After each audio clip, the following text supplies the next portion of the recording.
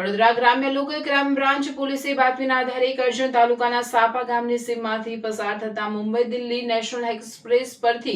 IC ટેમ્પામાં લઈ જવાતું 23 લાખથી વધુનો વિદેશી દારૂ મળી કુલ 28,53,764ના મુદ્દામાલ સાથે બે ઇસમોને ઝડપી પાડ્યા। Local crime branch Vadodara PSI PK Bhut staff સાથે મળેલ બાતમીના આધારે મુંબઈ દિલ્હી એક્સપ્રેસ પર વોચમાં હતા। દરમિયાન વડોદરા જિલ્લાના કરજણ પોલીસ સ્ટેશનના સાપા ગામની સીમમાં મુંબઈથી દિલ્હી જતી ટ્રેક ઉપર આવેલ આઈસર નંબર MH15JW3074ને અટકાવી તલાશી લેતા તેમાંથી વગર પાસ પરમિટનું ભારતીય બનાવટના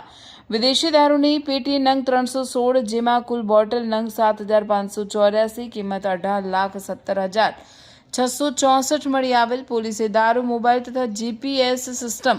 ટેમ્પો કિંમત ₹5,000 તથા ખાકી કલરના ટેમ્પો કિંમત ₹5 લાખ તથા ખાકી કલરના પુઠ્ઠાના બોક્સમાં પ્લાસ્ટિકની બોટલ ગ્લાસ ડબ્બા ભરેલ બોક્સો મળી કુલ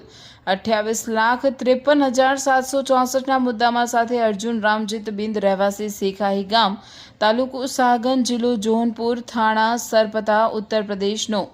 પકડાઈ ગયેલ હોય તેમજ આ વિદેશી દારૂનો જથ્થો ભરેલ આઈસર ગાડી પાસે શકીલ મોહમ્મદ રહેવાસી સુલતાનપુર યુપી હાલ રહેવાસી દમણની ધરપકડ કરી હતી। તે ઉપરાંત મોકલનાર અને વિદેશી દારૂનો જથ્થો મંગાવનાર વિરુદ્ધ કરજણ પોલીસ મથકે પ્રોહિબિશન એક્ટ મુજબની ફરિયાદ નોંધી આગળની તપાસ પોલીસે હાથ ધરી હતી।